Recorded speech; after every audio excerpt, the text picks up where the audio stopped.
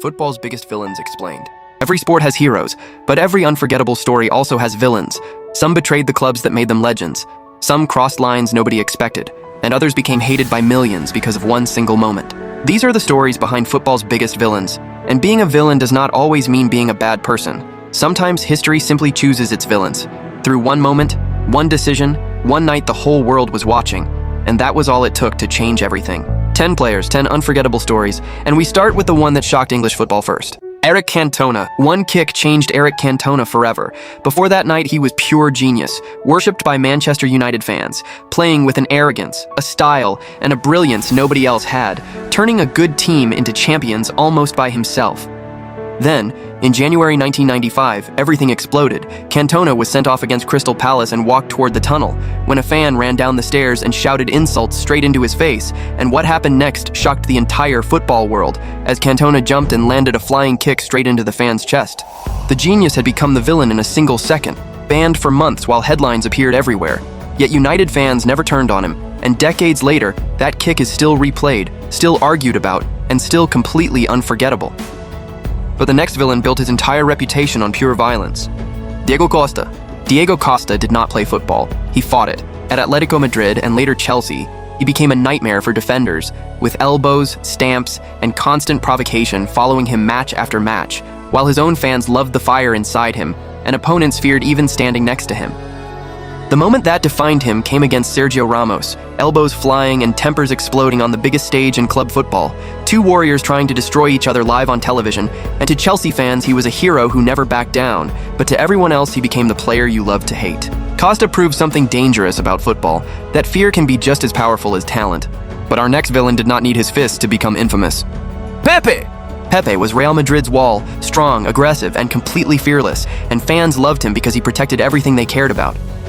Then one tackle changed his entire reputation. During a match against Getafe, cameras caught him stamping on an opponent already on the ground, and the image spread across the world in seconds, so overnight fans everywhere saw him differently, with every tackle after that feeling darker, and every red card adding more fuel to the fire.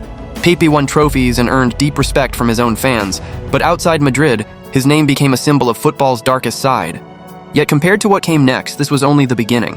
Emiliano Martínez. Nobody outside Argentina knew his name until the 2022 World Cup, when his saves became unbelievable and he carried Argentina all the way to the final, with fans loving his confidence, his fearlessness, and his raw, unstoppable passion. Then Argentina finally lifted the trophy, and everything changed in an instant, as his celebrations shocked millions of viewers around the world, with provocative gestures captured live and replayed endlessly, and some called it passion, others called it pure disrespect.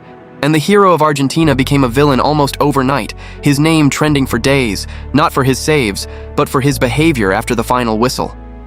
To Argentina, he remains a legend forever, but to the rest of the world, that celebration will never be forgotten. But the next villain did not need actions to become hated, he only needed a few quiet words. Marco Materazzi. Nobody expected Marco Materazzi to become one of football's most infamous names, since he was solid, reliable, and almost unknown outside Italy. Then came the 2006 World Cup final, and in the closing minutes, Materazzi said something to Zinedine Zidane, something only the two of them truly understood, and Zidane turned around slowly and headbutted him straight in the chest as the whole world stopped for a second. And that image became one of the most replayed moments in football history. Millions of Zidane's fans blamed Materazzi instantly, and although Italy still won the World Cup that same night, Materazzi lived in that moment's shadow for years afterward, since nobody outside that field knows exactly what was said, and that mystery made him even more unforgettable. But our next villain did not disappear because of words, he disappeared because he simply walked away. Roy Keane. Roy Keane was Manchester United's heartbeat, fierce, respected, and feared by every opponent who faced him.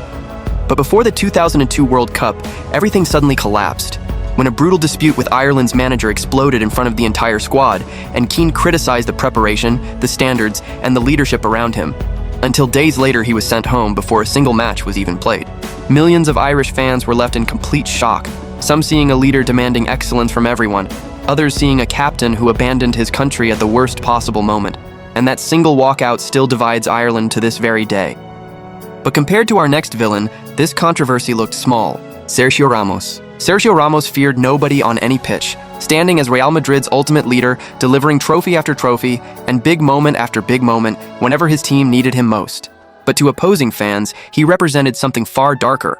And in the 2018 Champions League final, one heavy challenge on Mohamed Salah changed everything instantly. As Salah left the pitch in tears, his season ending in seconds, while Liverpool's dream collapsed in that single moment. And overnight, Ramos became one of the most hated players in English football. Add years of provocative tackles, constant controversy, and endless red cards, and his reputation as football's ultimate villain was finally complete. And to Madrid, he remained untouchable. But to almost everyone else, he was the man you feared seeing across the pitch. But the next villain shocked the world, not once, but multiple times. Luis Suárez.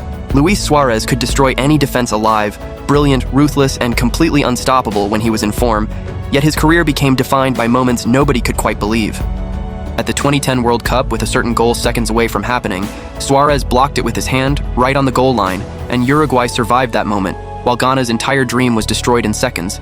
Then came the biting incidents, not once but multiple times across different competitions, each one more shocking than the last, and fans across the world watched in disbelief every single time it happened. Yet his brilliance on the pitch never actually stopped, and Suárez became proof that talent and controversy can exist inside the exact same player. But our next villain divided an entire nation with a single unforgettable moment. Diego Maradona. Diego Maradona was already a legend before this moment even happened, and then came 1986, a World Cup quarterfinal against England, when Maradona punched the ball into the net with his hand, and the referee allowed the goal to stand, before minutes later, in that exact same match, he scored one of the greatest solo goals ever recorded. To Argentina, he became a national hero forever, but to England, he became the villain who stole away a dream, and Maradona called it the hand of God. And he never denied what he had done, embracing the controversy completely, without any regret. Genius and deception lived inside the exact same moment, and decades later, people still argue whether he was football's greatest hero or its most unforgettable villain. But our final villain did not need controversy on the pitch at all. He needed only one decision, and it broke an entire city's heart.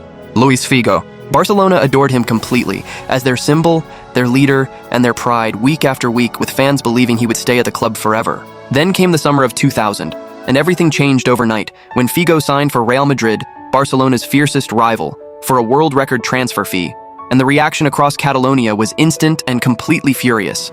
And when he returned to Camp Nou wearing white, the entire stadium exploded, and objects rained down onto the pitch from every direction, including a pig's head that landed near the corner flag where he stood to take the kick. To Barcelona, this was the ultimate betrayal imaginable. But to Madrid, it was pure boldness and fearless ambition. And even today, that transfer remains one of the most explosive moments in football history. Sometimes the biggest villain is not the one who breaks the rules, sometimes it is simply the one who breaks your heart.